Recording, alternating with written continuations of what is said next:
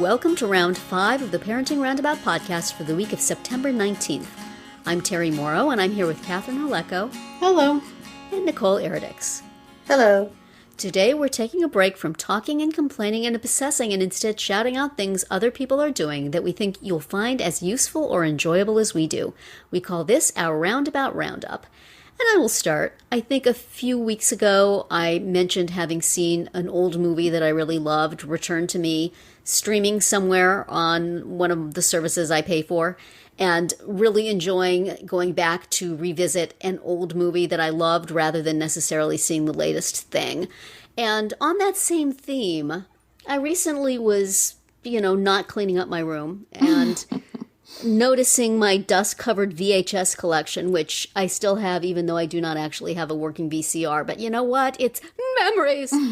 And I saw my dusty copy of The Big Chill, and I thought, you don't suppose that would be streaming anywhere, do you? And son of a gun, it is on HBO Max. And I watched it, and it was fun. I remember that movie. For a while, I loved that movie. I loved that movie the best. And I still really, really enjoyed it. I mean, the plot doesn't hold together. It didn't hold together then. It doesn't hold together now. It's all about, I am a sucker for ensembles of friends. Mm-hmm. Friends in a cabin. Friends at somebody's house after somebody died. Friends at a wedding. Yeah, friends at a wedding. I mean, it hits me right in my wheelhouse there, this Friends weekend. And in addition to, they were nostalgic for their college days, but it's now kind of a relic of the early 80s. I think it came out in 83. Mm-hmm. So, for one thing, I had forgotten that men wore really, really short and flimsy jogging shorts back then. Kevin Kline, I don't know how you managed that, man, but they were short. And I saw them and I thought, that is completely ridiculous. And oh yeah, I remember those. Yeah. And just lots of little things. One of the main plots of the thing is that they're recording themselves with this humongous camcorder and then watching it back on TV like it was a novel thing. Today they would just be, taking videos on their phones and sending them to TikTok. But right. This was like, wow, look, we can have these meaningful conversations and record them and then watch them all together later and think about it. Mm-hmm. So, and just seeing all those actors so young, such a great cast. Yeah, that cast is amazing. It was fantastic. Mm-hmm. And even though I know every beat and every line and what motorcycle and what's going to happen, it still was just delightful. And also good for me to periodically revisit one of my favorite movie quotes that I'll use all the time. It's not you have to let art wash over you. It's you have to let art flow over you. Oh. Says William Hurt's character. So now we have to go back to all of the episodes of Round 2 where you said that. Yes, I was wrong. I somehow see it and think, oh yeah, I have it wrong. And then I go right back to having it wrong. But still, I was waiting for that moment. I was waiting. He's sitting there watching the show and somebody's asking him questions and he says, sometimes you just have to let art flow over you. So anyway, if The Big Chill was a landmark movie for you and something you super duper loved back in the day, it's on HBO Max. It's waiting for you. Go hang out. Nice.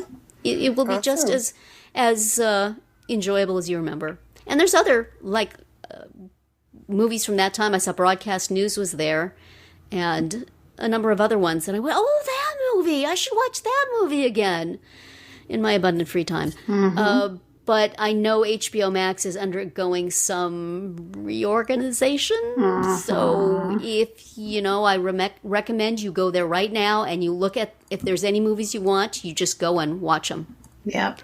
But fun. Nice. Make new friends, but keep the old. One is silver and the other is gold. That's right. Nicole, what you got this week? Well, it's on a totally different note. I love my cats.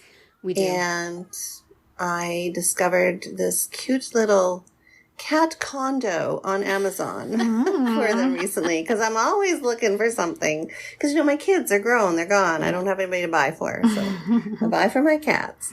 Oh. And it's the Their cutest condos little... are much cheaper to buy than the ones for your kids. Yeah, so. Exactly. It's the cutest little thing. Aww. It's on Amazon. It's,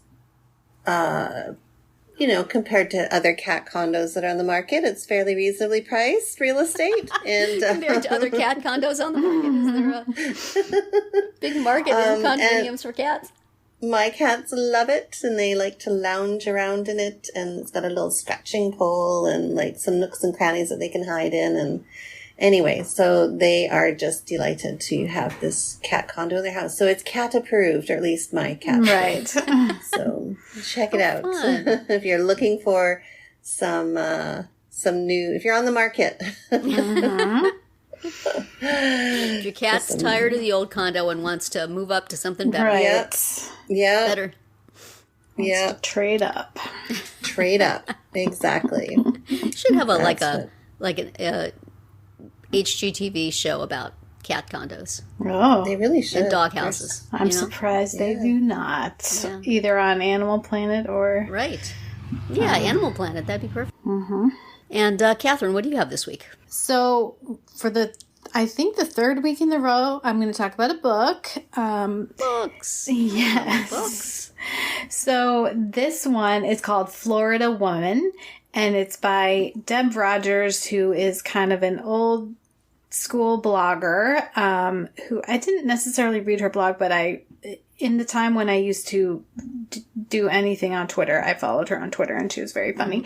Her Twitter handle is Deb on the Rocks.